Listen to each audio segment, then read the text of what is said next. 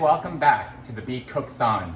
I am Felino, the chef at the Beet Restaurant on Nantucket, continuing our series, and today we are doing tacos, specifically tacos al pastor.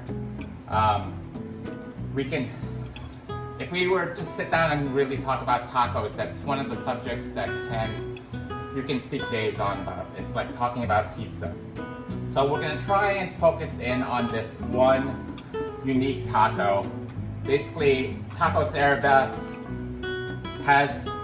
through evolution, has become tacos al pastor. Tacos al pastor meaning in the style of the shepherd style. To get started here, the components of this taco. So it's really simple, but it's all about your ingredients. So what is a taco? Taco is basically a tortilla. It has some meat and it has a salsa. So let's break down this different little components. So today we have two different salsas, and they're called fermented salsas. Okay, and we have this dated. We started it a few days ago on the 17th. It's a Fresno chili salsa. It's going through what's called a lacto fermentation. Lacto means that it's taking the sugars from the chili and converting it into a lactic acid. So it takes time, and this acid will make your chili and salsa a little sour, and what it does is it brings up the flavor. And you do that by making a brine, and you just cut your chilies, put it in a jar, cover it with this brine, and it normally takes about a week, depending on your room temperature. It can take up to 2 weeks, but you'll see it. Right now I have this little burping little plastic thing to vent the gas, because fermentation, you get gases that build up and it needs to be released. So I have this set. The second one I had made is actually just the finished point of the fermentation. That when you do a ferment, it's actually very good for your stomach. It's easier to digest, and it's just the nutritional factor is just improved. So look it up, lacto fermented. It's like takes no effort. The second one is chili arbol and habañero. So this one is very hot. There is a Scoville scale for chilies, and I believe habanero gets up to about 250 unit in the Scoville unit. So it can be quite hot. And honestly, chilies, there's a language to chilies. Chilies can be mild, it's sweet, it's earthy, and you just have to try and experiment with as many chilies as you can to find what you like. But I combined two chilies because chili arbol is very earthy, deep, very red, has that deep red chili flavor, and habanero is quite fruity even though it's spicy, and it kicks up the heat. And today's tortilla is made locally outside of Boston. We're here on the islands, and this is a local product for us. I guess anything New England is kind of close is kind of local. This is made of corn and flour.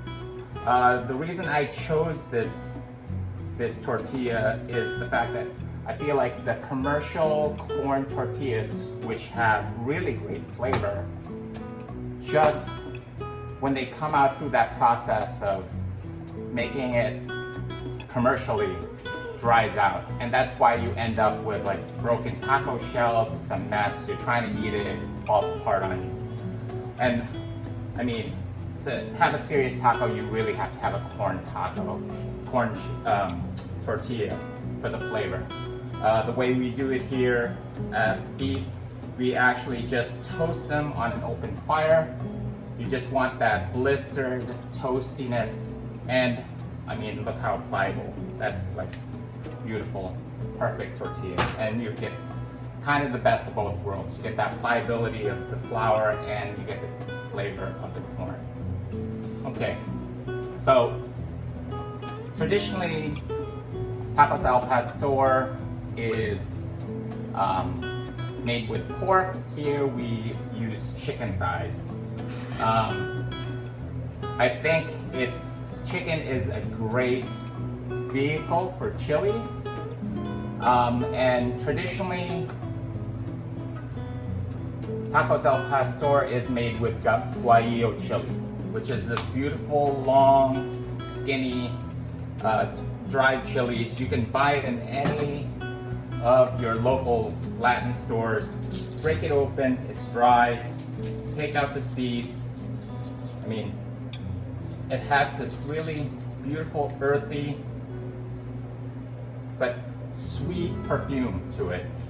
So I recommend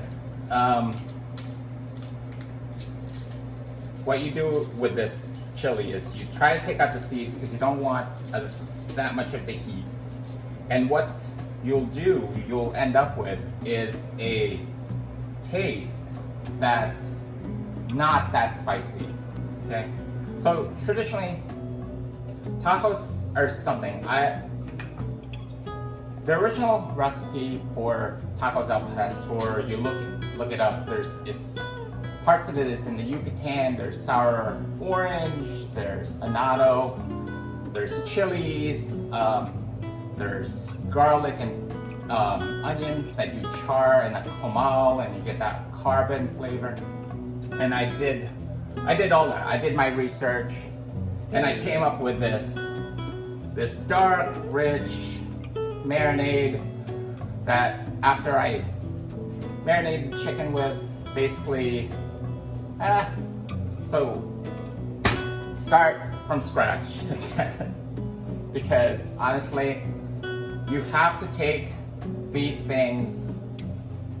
All recipes it's like a flowing river, and things change, especially when you travel. You can't always have the same exact flavors from these recipes from the place of origin that it comes from. So today, we're gonna be even more basic than that. We're gonna just take the chilies, we're gonna take off the stem, take out the seeds, and you're gonna soak it in hot water. And what I want is a simple puree of guajillo chilies. And it comes out this dark, you can see this beautiful dark color on the chicken. And the way we do it is we take a little bit of salt, pepper, garlic powder. I use garlic powder because this is going to be cooked at intense heat. You don't want the garlic to burn. A lot of like barbecue people tend to go with dry versus fresh because of the heat, and it ends up burning, and then you get this really bad flavor on your meat. And then this beautiful paste. So after you soak it, you drain it, you put it in a blender, puree it, and then you pour it over your chicken. Okay? And I would say let it marinate for a day if you can. So there's no acid in this. So normally when you marinate chicken, it's the acid that reacts to it and will start to cook it. So because we eliminated that, we can let this sit for longer. So I like it overnight if possible.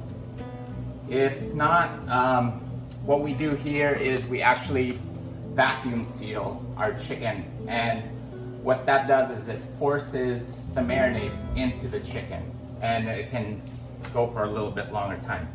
So after you marinate it, you take it out, Let it pat dry. Just shake off the excess liquid. And what you do is you put it under the salamander, okay? Well, at home, I guess that means the broiler. When you broil chicken, it takes about 5 minutes. Just grease the bottom of a pan, and what comes out is this, okay? So basically, you're gonna season it again, a little salt. What I do is I add a little sugar, not so much for the sweetness factor. What that does is, like, some people who cook steaks will actually take a pinch of sugar, and it creates this process when it encounters high heat called the Maillard reaction, and that's how you get these beautiful char on the chicken. Okay, and this is about 5 minutes under the broiler, and it's because we're using chicken thighs. It's moist. It's perfect. Okay, so when I was in Tulum, they do a simple salad of cabbage, onion, and then they put out a bunch of garnishes for you. And tacos al pastor normally is on a rotisserie, and there's a pineapple on top, and they do this cool display of like shaving the meat and then chopping the pineapple and flipping it up and attaching this pineapple. So for this salad, we're just gonna take some cabbage. This is savoy, which is, they usually use a green cabbage.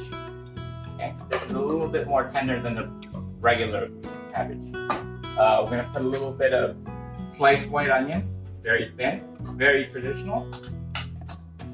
Okay. Radish. Radish has sweetness and earthiness. So this is two kinds of radish. The regular, just round breakfast radish, and this is a fancier watermelon radish. And a little jalapeno. Okay, taste your peppers. This one I just tasted. It's absolutely so mild. It tastes like a green pepper, but sweet, and it has a little bit of heat, but almost none. And the pineapple. So this pineapple was charred. You can use a torch, the way I have done it here, or you can just put it under the broiler for a couple minutes. Just get a little bit of char. I'm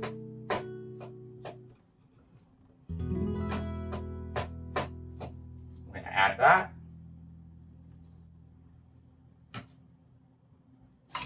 Some cilantro. Okay. Cilantro. I use the whole cilantro. I love the stems. It has a lot of flavor.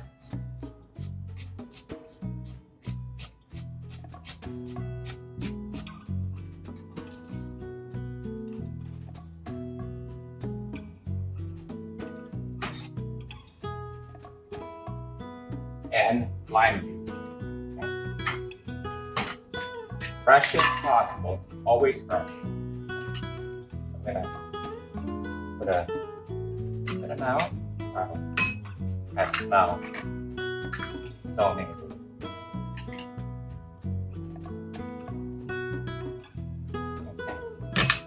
So we're gonna toss that. And a tiny bit of salt. Okay. And this salad is absolutely delicious. Like, if you are just not into the taco or afterwards, you can eat the salad just by itself. It's so good. Okay. So let's assemble it. We're gonna take a couple tortillas. Let's do 4 of them.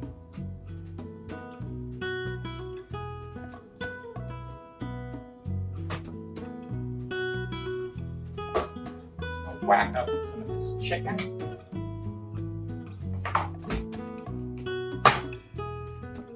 Not too small. You want nice big pieces for your people that's eating it.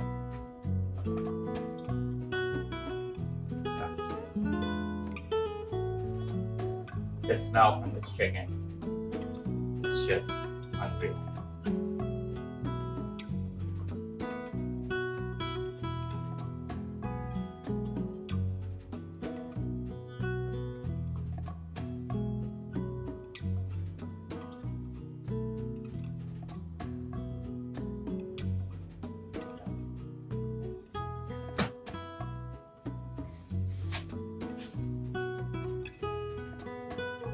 Like our board a little bit,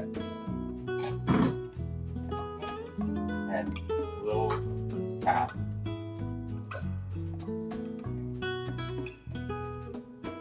Try to grab a little everything.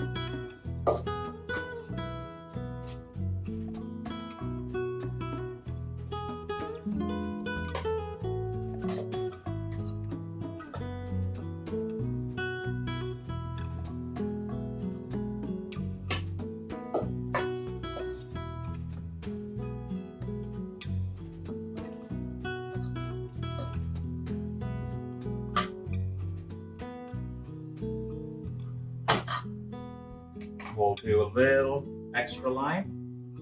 Okay. And that's your taco. Okay. The only thing it really needs is a little salsa. Let's grab a couple of these guys. Put it on a rack. So you can make guacamole. Guacamole is kind of a thing on its own. It's not really in Mexico served on a taco. But if you want guacamole, I mean, I'm not gonna say no to guacamole. But it's a thing on its own. So make your favorite guacamole and serve it on the side. If you want sour cream, sure, why not? Put some on the side. But the taco right now is really complete. Okay, so the way we're gonna do it at the restaurant is we're gonna get these beautiful beans, cowboy beans. So these beans have been smoked. These are pinto beans. It's kind of half refried beans and half whole beans. It's been smoked, okay? And it's gonna get some queso fresco, okay? Queso fresco is like a farmer's cheese. Go to any Latin market, you can find it. I just crumble it. Okay. Put that in there. Just one more.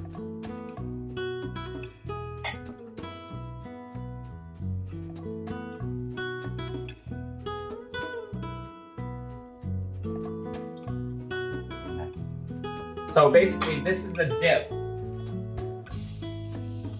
for our